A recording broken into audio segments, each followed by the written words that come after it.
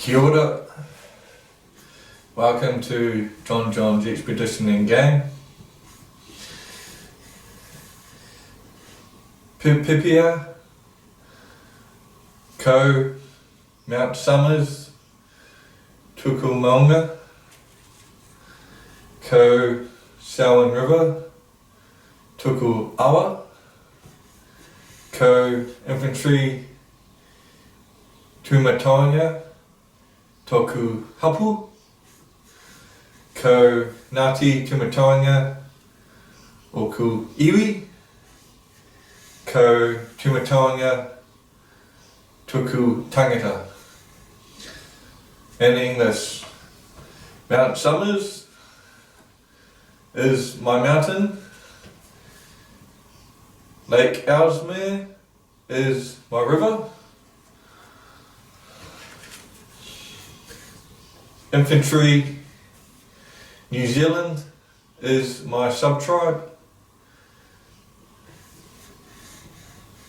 Infantry New Zealand Army are my people, and the Maori God of War is my ancestor. So that was my introduction in Te Reo, which is the native language of Aotearoa, New Zealand. Alright, so that's the welcome. So the big three, what are they up to? Right, we're going to talk about that. And then from there I'm going to give you some tips and instructions on how to read the weather and how to find your weather forecast when you're hunting. From there we're going to go into a bit of story time from a veteran, and then from there there'll be our conclusion. Alright, so the big three, what are they up to? Right, Expedition Overland, they are still filming their series. They've completed filming their editing, and they're putting out their series of being on paragliders from in America. Their series is very good. It's quite intriguing to see how they operate with a paraglider and then their vehicles running by. They have also opened up with their expedition modification channel, which is where they talk about their rigs, and they've just opened up about the Jeep Gladiator, which is a superb piece of American engineering, and it's done by Jeep, and it's a brilliant off-road vehicle. They have done it up superbly with all their modifications, including P-Core system from Australia, which was with Patriot campers, and also they like their alloy boxes, so their little alloy boxes, and they've stuck those on the roof of their truck, and it is a superb vehicle. So head over to that Jeep Gladiator Expedition Overland and go have a look. It's a perfect rig. It's a real good rig. Alright, Patriot Games, Patriot Campers, they are releasing their videos on YouTube, and they have just released a couple where they're doing their dinghy derby in the outback, and it's a big competition, so that's a must watch. That's quite exciting to watch. One day I'd love to be part of that competition. And then also they are also just released the Adventure to Fink, which is the Polaris's competition. So that's the side-by-sides in Australia, in the middle of the desert, out in Alice Springs. And what they're doing is they're travelling from one side to the other side of Australia, and they're going straight through into the Big Red Desert, which is the Simpson Desert. So that Simpson Desert is quite an obstacle to overcome, and one day I would hopefully be there overcoming that obstacle in my own truck. Somehow I've got to get from here to there in about 3 years time, and I'll do that trip. So what Ronnie Dahl doing? So Ronnie Dahl, he's getting right into his chat show on his YouTube channel, his second one, and he's talking about other YouTube comments and the influence that a comment may have on presenter or YouTube content creator. This is somewhat important to me because here I am on YouTube and I feel the same way, that sometimes positive comments can go a long way and constructive feedback is crucial for us to improve and get better. So I think that's a big tick in the box, and also how negative comments can take away from a creator's mindset, and also how it can almost make us doubt ourselves. But I'd never do that. Why? Because I'm a grunt and I'm full noise all the time. Full noise. Yeah, that's what I mean. So hand gestures are just me being excited, and that's it. No other signals given.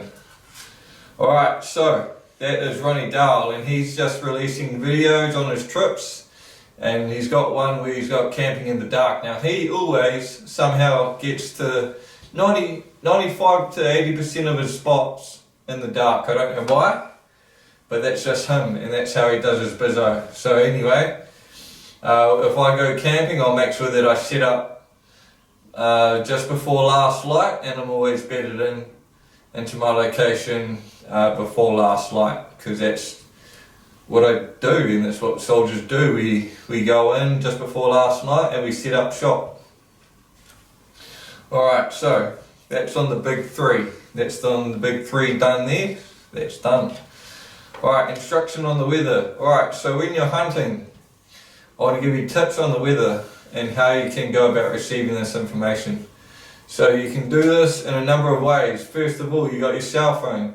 So you got your cell phone internet service. You can look up the weather on your internet, whether it's Met Service, that is a very popular setup that they have there, Met Service New Zealand, or whether it's One News or News Hub, you can read the weather forecast, or whether it's another journalism website, you can read the weather forecast.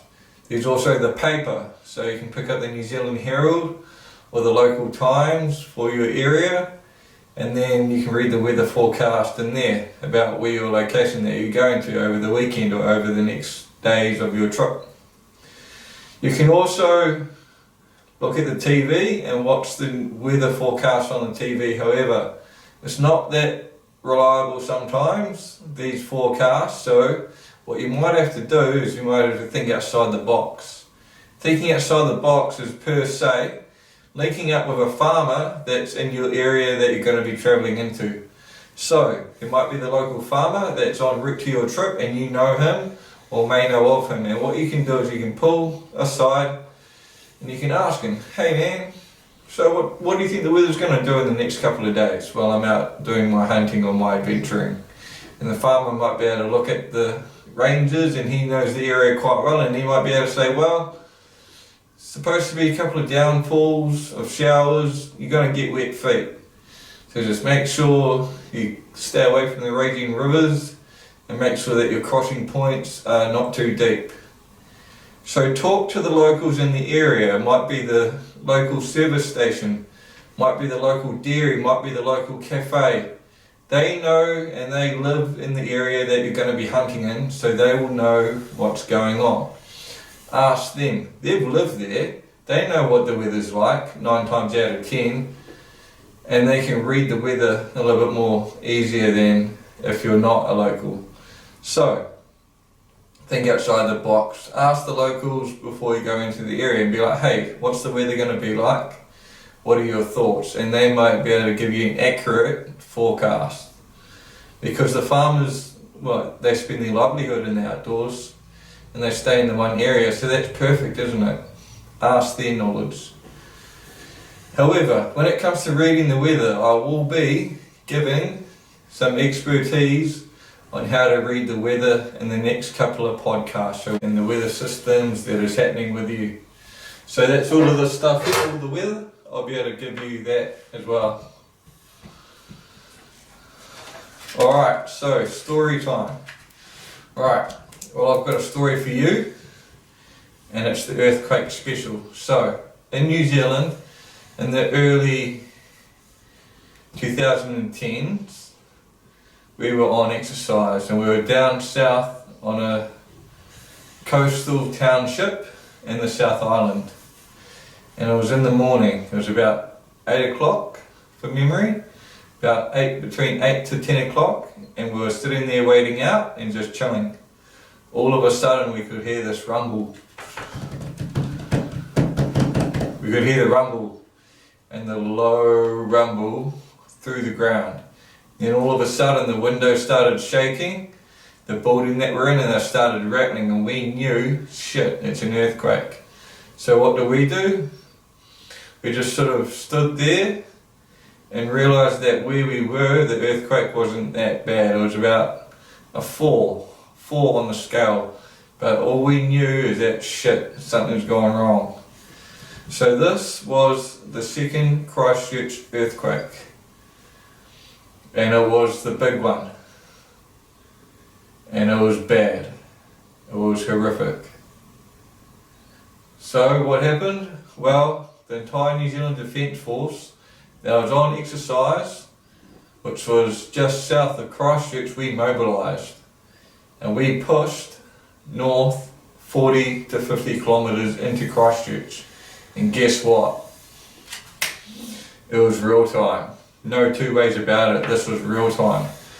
Whoever was in the local army camp south of Christchurch, they were the first responders to the earthquake, and then the rest of us came through within about 24 to 48 hours after the initial earthquake.